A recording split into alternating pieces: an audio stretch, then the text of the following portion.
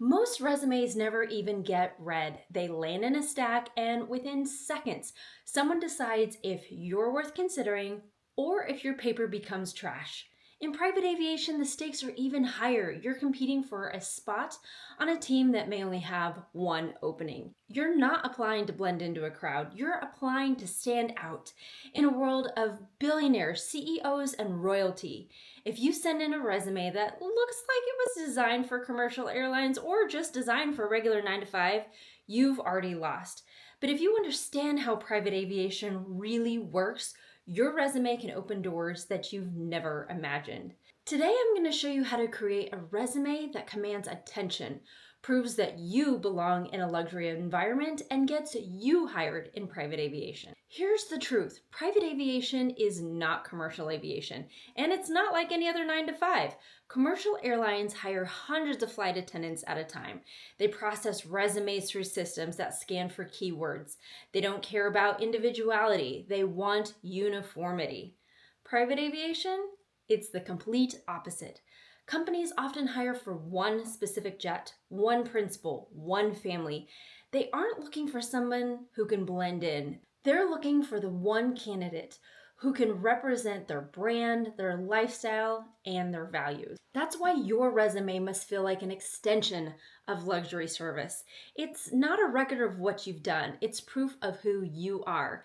That's a signal that you understand the private jet world, the details, the discretion, the demand for excellence. Imagine this with me. A hiring manager is sitting in their office. On their desk is a stack of resumes.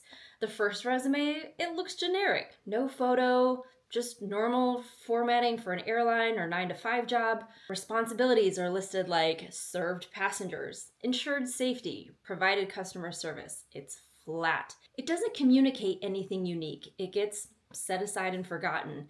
The next resume looks different. It's one clean page, a professional headshot that radiates confidence with approachability. It has bullet points that speak the language of private aviation, curated luxury, dining service for high-profile clients, anticipated passenger needs under time-sensitive conditions, maintain discretion while serving celebrity clientele. The hiring manager leans in on this. They circle that resume. They think, this person understands. That's the difference. One resume looks like a job application. The other one looks like a passport into private aviation. Design is the first test. In luxury service, presentation is everything. That principle starts with your resume.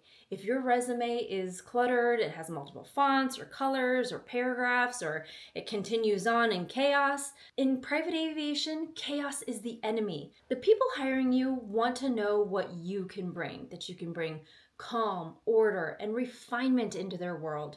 Your resume should breathe. White space matters. Clean lines matter. One consistent font, a design that says, I know how to create calm in the details. Because if you can't present yourself with precision on paper, they won't trust you to represent them in the sky. The photo is proof that you belong. Private aviation is visual. Clients choose jets based on interiors. They choose wine based on labels. They notice details most people overlook. And your photo is not optional. It's not vanity. It is your first handshake. A professional, well-lit headshot communicates instantly that I get it. The hair is polished, the smile is warm, but not casual. The attire is professional, but not corporate. That single image says that you belong in a luxury environment. Now, picture the opposite. A cropped selfie, a blurry shot from an old airline uniform, a casual outdoor photo. That tells the hiring manager that you don't understand the stakes. And in this industry, understanding the stakes is fatal to your chances. Your words shape perception. Let's talk language. Most resumes list duties like provided food and beverage service, assisted passengers, but in private aviation, words carry weight. You're not providing food, you're curating luxury dining experiences. You're not helping passengers, you're anticipating the unspoken needs of discerning clients. These phrases aren't fluff, they are signals. They prove you understand what matters at 41,000 feet with a billionaire on board. Every word on your resume should reinforce three ideas: safety, discretion, and luxury service. The resume is an interview before the interview.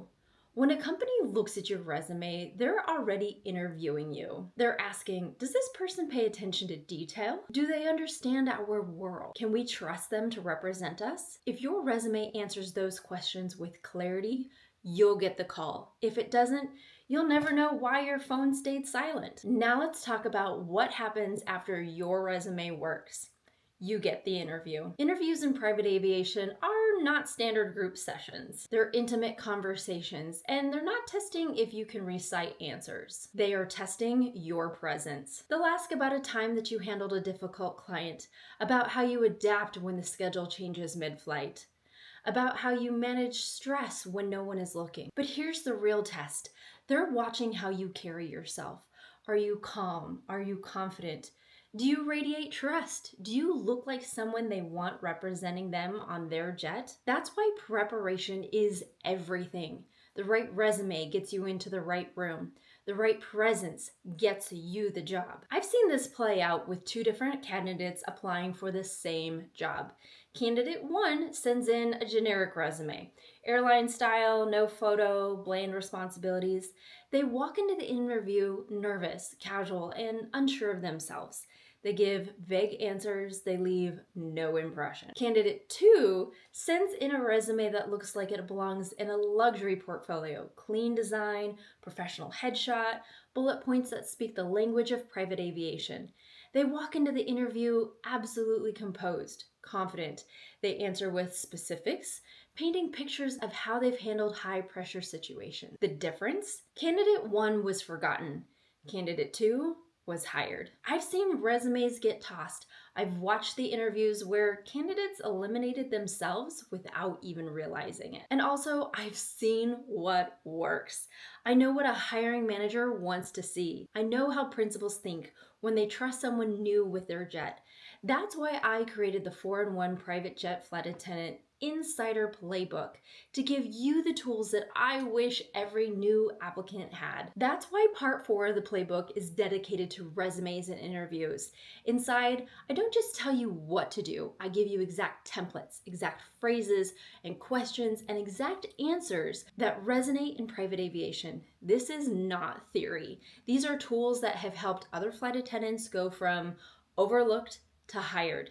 And the resume and interview mastery is just one part of the complete playbook. If you're serious about becoming a private jet flight attendant, your resume and interview are your golden ticket. This is where most people lose their chance. But you're not most people. You're here and you're committed. You're learning what others don't know. You have the opportunity to present yourself as unforgettable, to step into an interview not just as a candidate, but as the person they already want to hire. Subscribe now, because in the final video, I'm going to bring everything together. I'll show you how the entire journey, networking, working flights, resumes and interviews, how it all comes together in one complete roadmap to private aviation. If you're ready to create the resume and interview presence that have already helped others get hired, you'll find it in the Luxury Aviation Blueprint. It's my complete 4-in-1 insider playbook, linked down below. This is more than a book. It's your ticket to belong in the private aviation world.